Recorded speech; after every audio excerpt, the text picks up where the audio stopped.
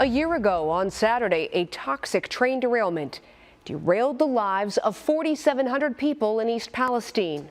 Since then, the village has received numerous promises of aid and accountability from Norfolk Southern, the railroad, as well as state and federal leaders. Tonight, we're finding out if those promises are being kept.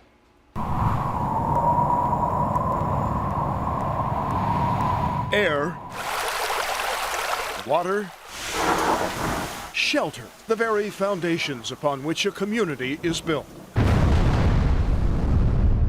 All of the foundations in East Palestine rocked to their core by the derailment and subsequent toxic chemical release. Also rocked, confidence. A lot of what we still need right now is just assurance that in case anything does happen, East Palestine will be covered. Afterward, the state. The railroad caused this problem. They're going to be held accountable. The feds. I want the community to know that we hear you, we see you, and that we will get to the bottom of this. The railroad. We're going to be there for as long as it takes to help East Palestine thrive and recover. All made a promise. Do you think that the government and the railroad are keeping their promises to make East Palestine whole again? I do think that a lot has been done, but there's still so much more to do. Misty Allison stepped into the breach after the disaster to become a leading voice in holding the government and the railroad, Norfolk Southern, accountable. I would say I look at it in a lot of different ways. My biggest takeaway in the past year is everything takes longer than what you expect. It's been a very slow process to recovery. Norfolk Southern claims it removed enough contaminated soil to fill over 6,000 dump trucks and enough impacted water to fill over 2,500 tanker trucks. And it's committed $64 million to help the area recover. Your CEO, Alan Shaw, said a year ago that he would be here for as long as it takes to let East Palestine heal and recover. What does that look like in year 2 and beyond?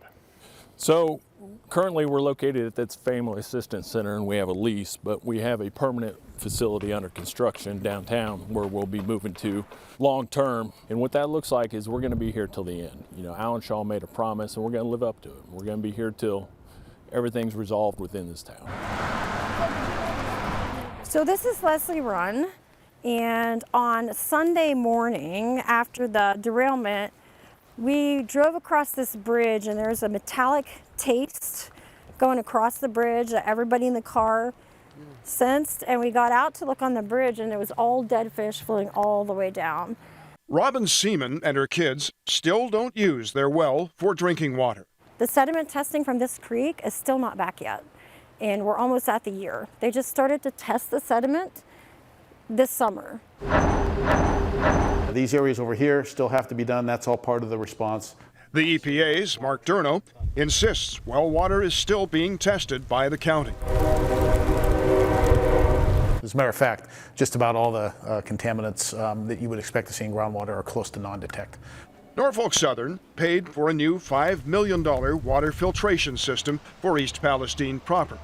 That's nice, that's great for the residents there, but that downstream people that are more likely to be impacted. Well, as for residents who don't feel they can stay here anymore, Norfolk Southern Railroad will stop paying relocation aid as of February 9th. So where does that leave someone like Sousa Jenis, who is still living in this hotel in Cranberry, PA, an hour from East Palestine? We've been living in this hotel, oh gosh, I don't even know how long now, since April. We've been in this one specifically. This is our 4th hotel that we were in since the derailment. They are paying for it for now, but that is also going to stop February 9th. So they asked me the other day when I went in, they're like, what are you gonna do? Like it's my problem now. Is it their problem if after a year they still don't feel safe to come home? No, it's not their problem. If they have concerns, we're here to work with them and talk them through it and see what we can do for them. And I've been telling them for a long time at Norfolk Southern Assistance Center that I don't want to be in a hotel anymore. Like, this is horrible. Tell her to talk to us. Tell her to meet with us. Tell her to list her concerns.